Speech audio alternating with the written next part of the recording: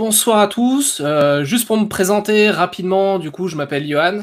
Je travaille chez Microsoft dans l'équipe des relations développeurs. Alors moi, ça fait plus de 12 ans aujourd'hui que je fais du développement et encore plus que de temps que ça, que j'ai baigné dans l'open source. C'est un sujet qui me tient à cœur. Donc c'est pour ça aussi que je voulais vous en parler ce soir. Après, je sais que l'open source en informatique, c'est un petit peu comme le sexe chez les ados. Il y a beaucoup de gens qui en parlent, mais en vrai, il y a peu de gens qui pratiquent. Donc, j'aime bien. Je vais commencer par une petite définition du coup de ce qu'est l'open source. L'open source, du coup, en fait, c'est des logiciels dont on peut accéder au code source. Le code source lui-même qui est diffusé sous une licence. Cette licence qui va garantir des droits, notamment le droit de regarder, le droit de modifier, le droit de redistribuer le code source. Donc, ce qu'on oppose à l'open source en général, quand on parle de logiciel open source, c'est un logiciel qui est fermé aux propriétaires. Et vous avez peut-être entendu aussi parler de logiciel libre. C'est la même chose que l'open source, c'est juste une façon un peu plus ancienne, on va dire, une dénomination un peu plus ancienne. Notamment, quand on parle d'open source, ça signifie pas forcément qu'on parle de quelque chose de gratuit. On peut avoir des logiciels qui sont open source et qui sont payants, notamment par des systèmes de licence. C'est pour ça qu'il faut éviter notamment la confusion avec open source gratuit, et c'est pour ça que quand on parlait de logiciels libres, en anglais free software, il y avait toujours cette confusion entre libre et gratuit.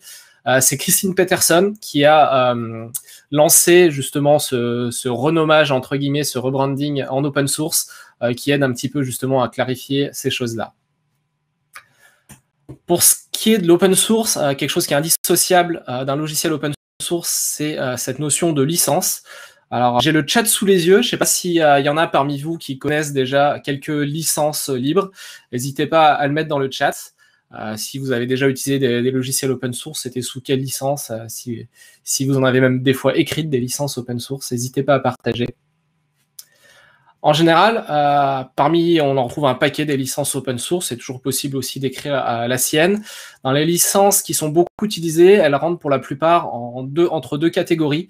On a les licences dites permissives, par exemple la licence MIT qu'on retrouve beaucoup utilisée pour tout ce qui est projet web aujourd'hui, les librairies comme Angular, etc., qu'on utilise pour Angular, React, Vue, qu'on utilise pour construire nos applications web. Et d'un autre côté, on a une catégorie de licences dite copyleft qui, derrière, a une certaine particularité. Je ne sais pas si vous la connaissez. Il y a toutes les licences de la catégorie GPL qui se retrouvent dedans. On a aussi la MPL, la licence de Mozilla, qui se retrouve derrière. La particularité des licences dites copyleft, c'est que à partir du moment où on utilise une partie du code source selon la licence, on doit redistribuer tout ou une partie de son logiciel, encore une fois, selon le type de licence qu'on aura choisi, à partir du moment où on fait des modifications. Donc, ça devient une licence qui est dite virale à partir du moment où on veut utiliser, par exemple, si on crée un logiciel qui embarque des bouts de logiciels qui sont des bouts de code qui sont sous licence GPL, notre logiciel va devenir automatiquement GPL. Ça signifie qu'on va devoir, quoi qu'il arrive, redistribuer le code source. Ce qui n'est pas forcément le cas avec les licences dites permissives. Typiquement, vous pouvez embarquer du code source MIT dans votre application propriétaire, ce qui est le cas pour beaucoup d'applications aujourd'hui. Donc une licence, c'est quoi la base? C'est tout simplement un ensemble de droits, de restrictions. Si vous voulez y voir un petit peu plus clair, il y a le site opensource.org et il y en a un autre qui s'appelle choosealicense.org qui permet justement de voir assez rapidement quels sont les différents droits et permissions qui sont autorisés par une licence particulière. Je vois qu'on a déjà quelques contributeurs dans le chat, notamment Oktoberfest. J'en toucherai un petit mot là-dessus à la fin. C'est cool en tout cas. Alliance Libre aussi à Nantes qui fait l'étendard du logiciel libre. C'est cool de savoir qu'il y a pas mal d'autres gens aussi qui baignent dans l'open source. Donc maintenant, venons un petit peu à la question cœur de ce talk. Pourquoi contribuer? Alors déjà, quand on parle d'open source, vous le savez peut-être pas, j'imagine que si vous êtes dans la tech, vous vous en doutez quand même un petit peu, mais dans tous les objets et logiciels que vous utilisez au quotidien, il y a quelque part toujours un petit peu d'open source, que ce soit dans votre ordinateur, dans votre smartphone, dans votre télé, dans votre voiture, dans votre frigo. Derrière, c'est à peu près sûr qu'il y a une base, il y a un ou plusieurs logiciels open source qui permettent de faire tourner ça derrière. Et pour ceux qui travaillent comme moi dans le monde du logiciel, si vous êtes développeur, si vous êtes chef de projet ou autre et que vous travaillez dans l'informatique, c'est à peu près sûr que aujourd'hui vous gagnez, vous travaillez et une partie de votre salaire finalement existe aussi grâce à de l'open source. En tant que développeur, on utilise des librairies open source pour créer des logiciels au quotidien parce qu'on va pas s'amuser à réinventer la roue à chaque fois qu'on veut créer un nouveau site web, une nouvelle application ou autre. Et si j'étends un petit peu plus le discours, de manière plus générale, l'écosystème des startups tel qu'on le connaît aujourd'hui et notamment tout ce qui est évolution technologique qu'on a pu voir depuis à peu près le début des années 2000, c'est quelque chose qui a été possible notamment grâce au boom de l'open source et du fait que finalement on n'a plus besoin de repartir de zéro lorsqu'on veut créer un nouveau logiciel ou créer un nouveau service. On peut s'appuyer sur des briques qui existent déjà et qui nous permettent d'aller beaucoup plus vite. L'open source, c'est aussi pas que du code. De manière plus générale, c'est une culture qui sert de pilier à beaucoup de domaines et qui ouvre aussi beaucoup de portes. Quand on parle d'open source, bien sûr, on a en tête tout ce qui est logiciel, mais derrière, il faut savoir que ce qui gravite autour, on a pas mal de choses. On a notamment le pendant, justement, pour tout ce qui est matériel, l'open hardware. On a tout ce qui est open data. On en parle beaucoup, notamment pour tout ce qui est données liées au gouvernement. On aimerait bien, justement, tout n'est pas ouvert, mais pourtant il y a une loi qui oblige justement d'autoriser l'accès à la plupart des données publiques aujourd'hui. On parle d'OpenReach aussi pour tout ce qui est justement du domaine de la recherche, pour pouvoir accéder justement aux données, aux articles et tout ce qui est du domaine de la recherche. À l'éducation aussi, il y a énormément de domaines aujourd'hui qui s'inspirent et qui gravitent autour justement de cette culture qui a pour cœur l'open source. Donc maintenant, pourquoi vous en particulier derrière votre écran, vous devriez contribuer. Pourquoi ça peut être intéressant pour soi de contribuer?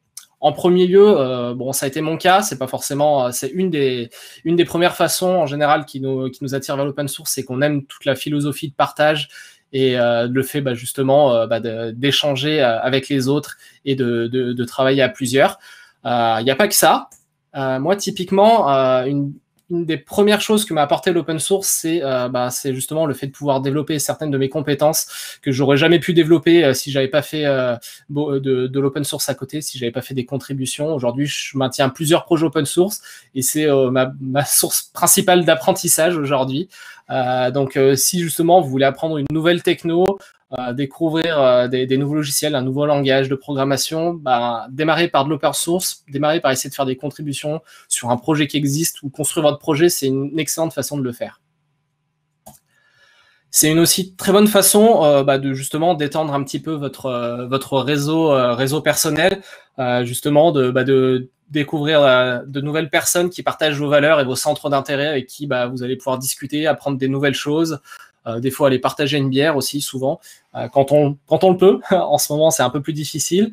Et aussi, je connais beaucoup de personnes pour qui c'est arrivé, et notamment moi, peut-être trouver aussi votre prochain boulot. Le poste que j'ai aujourd'hui, en grande partie, je pense que je le dois aussi à tout le travail que j'ai fait sur mes projets open source, qui m'a beaucoup aidé. Donc c'est vraiment une très bonne façon aussi peut-être de changer d'horizon et de découvrir aussi peut-être de nouveaux postes. Et aussi parce que ça reste quand même sympa. L'idée, c'est que ce soit pas non plus une corvée. On va pas se forcer à contribuer sur des projets qu'on n'aime pas, dans un langage qu'on n'aime pas. On va essayer justement de garder ça fun. Parce que ça doit être, c'est quelque chose qu'on fait sur son temps libre la plupart du temps. Donc voilà, le but, c'est pas que ce soit une corvée non plus. Une autre bonne raison, c'est que pour ceux qui sont développeurs comme moi à la base, alors certes, la première chose, c'est qu'on doit communiquer avec des machines pour écrire du code, pour faire tourner des serveurs. Mais toute la base du développement, alors ça, je m'en suis rendu compte au fil des années en prenant de l'expérience, mais finalement, le code, c'est une partie vraiment minime de ce qu'on trouve au sein du développement. Une grosse partie, c'est finalement de la communication, à devoir échanger avec d'autres développeurs, à devoir échanger avec votre chef de projet, des utilisateurs, échanger avec l'équipe UX, toutes les autres parties prenantes du projet sur lequel vous pouvez travailler. Et ça, c'est vraiment le premier cercle finalement de communication, on va dire le cercle immédiat des personnes avec qui vous interagissez peut-être au quotidien sur votre projet. Derrière ça, en général, on a d'autres cercles. Typiquement, peut-être vous allez être amené à échanger avec d'autres personnes dans votre société, dans votre entreprise, d'autres équipes projets qui travaillent sur des choses peut-être différentes pour échanger. Et autour de ça, en fait, si vous voulez encore élargir un petit peu vos horizons, on retrouve tout ce qui est communauté, notamment que ce soit les communautés open source, les communautés des conférences, des meet-up. Comme ce soir déjà, si vous êtes venu à ce meet-up, c'est que déjà vous faites partie un petit peu des communautés locales, justement du MUG Strasbourg ou MUG Luxembourg. Ce qui est important, c'est d'élargir ses horizons, c'est pour éviter aussi un petit peu l'effet écho. La tendance qu'on a à finalement donner et recevoir que du feedback positif à force de travailler toujours avec les mêmes personnes et de demander toujours finalement l'avis des personnes à qui on a l'habitude et on connaît la façon de travailler. C'est bien d'avoir ces horizons, c'est bien lorsqu'on va contribuer sur des projets open source, finalement on peut avoir des code reviews sur le code peut-être qu'on a proposé qui va nous apprendre des nouvelles choses justement par les feedbacks qu'on peut avoir, par les échanges qu'on va pouvoir avoir justement par des contributions open source. Une autre partie importante qui peut, je disais, ça peut vraiment vous servir à donner peut-être aussi un coup de boost à votre carrière, c'est que les contributions open source que vous allez faire, ça va vous donner de la visibilité, ça peut vous aider à construire aussi un portfolio, c'est un faire-valoir technique pour vous-même. Et je sais que ça aide beaucoup au recrutement. Typiquement, c'est pas obligatoire quand on est développeur aujourd'hui d'avoir un profil GitHub, n'empêche que ça aide pas mal. Et je connais plusieurs personnes qui ont même réussi à sauter parfois les étapes d'entretien technique qui sont pas toujours les plus sympas à faire lorsque justement on cherche à postuler pour un autre job. Ils ont carrément sauté la phase d'entretien technique tout simplement parce que les recruteurs, leurs futures équipes ont regardé leur profil GitHub, ils ont vu le code qu'ils écrivaient, ils ont dit c'est bon, on va pas te faire un test technique, on sait quel type de code t'écris, on va passer directement à l'étape d'après. Donc voilà, c'est vraiment quelque chose qui peut aussi aider finalement pour votre boulot. Ok, si à ce stade-là, j'ai réussi un petit peu peut-être à motiver de vous lancer, on va aller un peu plus loin. Je vais vous expliquer comment on peut faire sa première contribution. Donc déjà, faut pas que ça vous fasse peur. Je vais essayer de démystifier un petit peu tous les clichés que vous avez peut-être justement à propos de faire sa première contribution open source. Il n'y a pas besoin d'être un expert. Ça, c'est déjà le truc qui est sûr. C'est vraiment ouvert aux débutants. Il n'y a pas besoin non plus d'être un développeur et de savoir forcément écrire du code parce qu'il y a vraiment plein de façons de contribuer. On peut écrire de la doc, on peut tout simplement reporter des bugs, par exemple, c'est une façon de contribuer aussi. On peut aider à la communication du projet, on peut aider à faire, je sais pas, du graphisme si on est designer ou si on a la fibre artistique. On n'a pas besoin de demander la permission des gens du projet avant de proposer justement une contribution. On peut directement, par exemple, proposer une pull request. Je vais vous expliquer un petit peu tout à l'heure comment. Mais voilà, c'est toujours mieux peut-être de prendre contact des fois avant, mais c'est pas une obligation. Il n'y a pas besoin vraiment, on n'a pas besoin d'avoir la permission des mainteneurs d'un projet avant de proposer une modification. Un conseil, c'est toujours démarrer petit, ne serait-ce que pour prendre un peu la température quand vous connaissez pas forcément le projet ou comment les contributions sont acceptées. Ça sert à rien d'investir, je sais pas, des semaines voire des mois pour faire un gros changement si vous savez pas vraiment comment ça va être pris, comment la contribution va être étudiée ou acceptée ou rejetée. Et parce que malheureusement, ça marche pas toujours du premier coup lorsqu'on propose des contributions à un projet. Ça veut pas dire qu'il faut abandonner au premier échec. C'est comme pour tout dans la vie, il faut plusieurs échecs avant que ça marche. Et voilà, la persistance, c'est aussi une clé justement pour réussir dans le monde de l'open source. Alors, comment trouver son projet? Parce que c'est la première étape en général pour pouvoir contribuer, c'est choisir un projet sur lequel contribuer.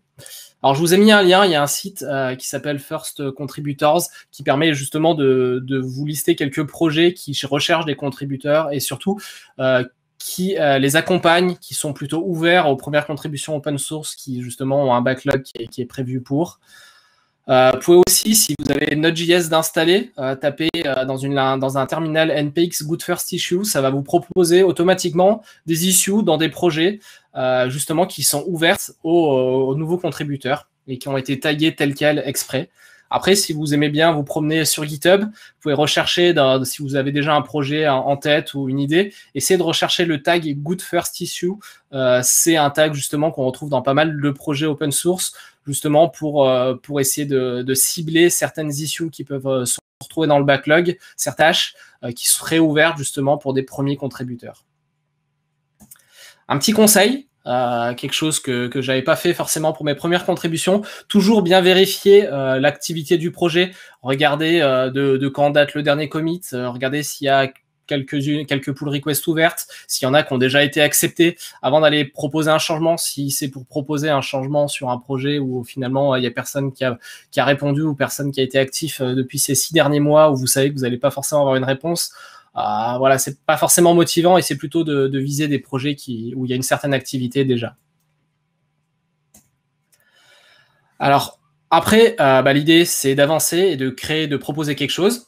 Alors si c'est une pull request, si c'est quelque chose lié avec du code ou de la doc, quelque chose que vous voulez proposer directement sur le repo du projet, alors la première étape, ça va être de forker le repo, c'est-à-dire créer une copie finalement du projet en local sur votre compte GitHub à vous, le cloner en local, d'aller faire les modifs que vous voulez, que ce soit du code, de la doc, voilà, quelque chose qui est lié au projet.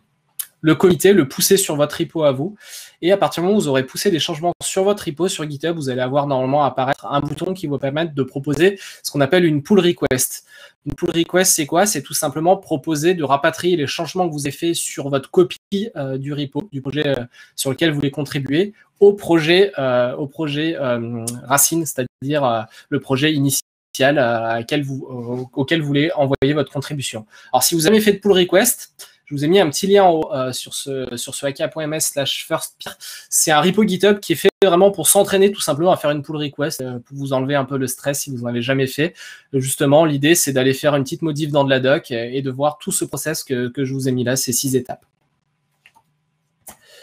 Si vous êtes sur un projet et que par exemple vous êtes parti, votre contribution est partie d'une issue qui était déjà taguée, par exemple une good first issue que vous avez trouvée à l'étape d'avant ou autre, il y a une fonction sur GitHub qui permet de s'assigner une issue. Si vous n'avez pas la possibilité de le faire, rajoutez juste un petit commentaire pour que vous travaillez dessus. Ça évite que plusieurs personnes travaillent par exemple sur le même bug ou la même doc pour éviter les contributions en double. Et puis ça vous évite de faire du boulot qui est finalement peut-être déjà en train d'être fait par quelqu'un d'autre. Donc je parlais de code ou de doc, il faut savoir que écrire des tutoriels, juste rapporter des bugs, c'est des contributions aussi. Enfin vraiment, les contributions, c'est ouvert de manière générale. Ajouter des tests, c'est peut-être pas forcément le truc le plus sympa, mais c'est quelque chose qui est énormément apprécié sur les projets open source parce qu'en général, c'est pas forcément des trucs que les mainteneurs ont le temps de faire ou qui manquent souvent. En tout cas, je sais que c'est quelque chose qui est vraiment apprécié très souvent. Donc c'est assez facile d'avoir une pull request acceptée là-dessus. Avant de proposer sa pull request, je vous encourage à aller lire. En général, il y a souvent sur les projets open source qui sont bien faits certaines guidelines sur comment proposer sa pull request. Alors, je sais que souvent, des fois, il y a peut-être beaucoup d'informations qui peuvent être demandées, mais souvent, ça permet aux mainteneurs qui font ça sur leur temps libre et qui ont peut-être beaucoup d'autres contributions qu'ils reçoivent, qui se font spammer leur boîte mail avec ça, d'aller un peu plus vite pour savoir finalement, notamment en général, qu'est-ce que vous avez voulu changer et pourquoi vous avez voulu le changer. Quand on est mainteneur d'un projet, qu'on reçoit des modifs de code, surtout si elle est grosse, mais qu'on ne sait pas quel est le but derrière, souvent c'est quand même un peu compliqué de le déduire, ça fait perdre du temps. S'il y a beaucoup de PR en même temps qui arrivent là-dessus, ça peut être une raison pour laquelle votre PR se fait rejeter. Donc soyez patient, lisez bien justement la contribution, surtout si c'est votre première fois que vous ne connaissez peut-être pas encore bien le projet ou la façon de fonctionner.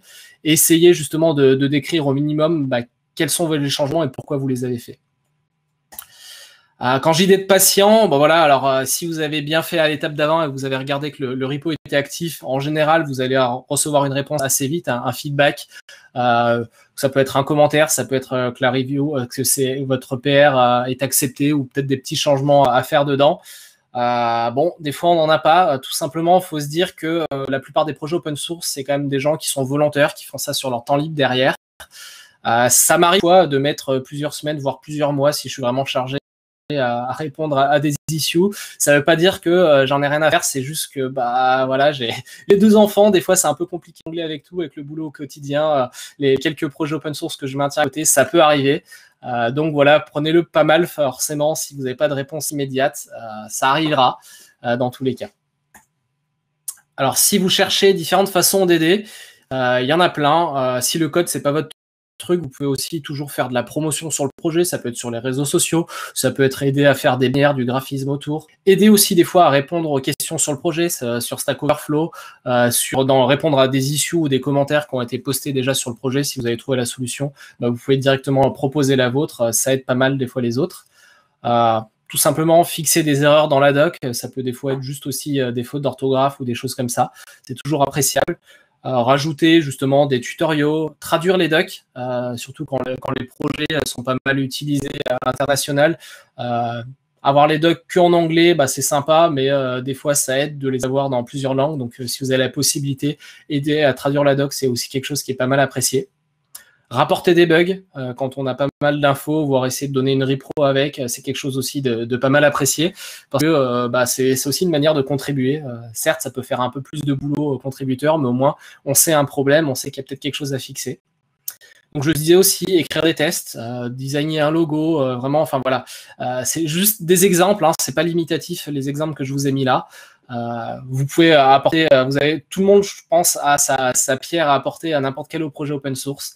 Donc essayez aussi peut-être voire discuter avec les mainteneurs du projet si vous ne savez pas comment démarrer. Je suis sûr que vous trouverez un moyen d'aider. Alors, il faut être patient, comme je le disais, ça marche pas forcément à tous les coups. Mes 2-3 premières PR, bah, j'en ai toujours qui sont ouvertes depuis quelques années. Voilà, si vous faites l'effort, voilà, de bien choisir le projet avant et de regarder, il y a moins de chances que ça arrive, mais n'empêche que c'est possible. Ne vous découragez pas, parce que le jour où ça arrive, je sais que voilà, ça c'était à peu près moi, ma première PR qui est passée. On est content, ça apporte pas mal de choses, on a une certaine satisfaction, on ouvre souvent des contacts avec des projets. C'est quand même vraiment sympa. Enfin voilà, c'est comme finalement débarquer dans une nouvelle bande de potes. On arrive sur un projet, on commence à se faire des nouvelles connaissances. On apprend des choses. C'est quand même quelque chose de sympa. Si vous aimez pas forcément le faire tout seul, il y a des événements qui permettent de faire ça à plusieurs. Notamment, j'ai vu que des gens qu'on en parlait dans le chat, Oktoberfest. Donc bon, bah, ça arrive tous les ans à peu près au mois d'octobre. Donc cette année, il va falloir attendre un petit peu. Sinon, je sais que tous les vendredis, il y a une initiative Open Source Friday qui existe, justement, où l'idée, c'est de prendre un peu de temps le vendredi, voilà, quand on a fini le boulot pour décompresser, et aller voir un petit peu autre chose, apprendre un peu des nouvelles choses. Donc, je vous ai mis le lien vers le site qui organise ça.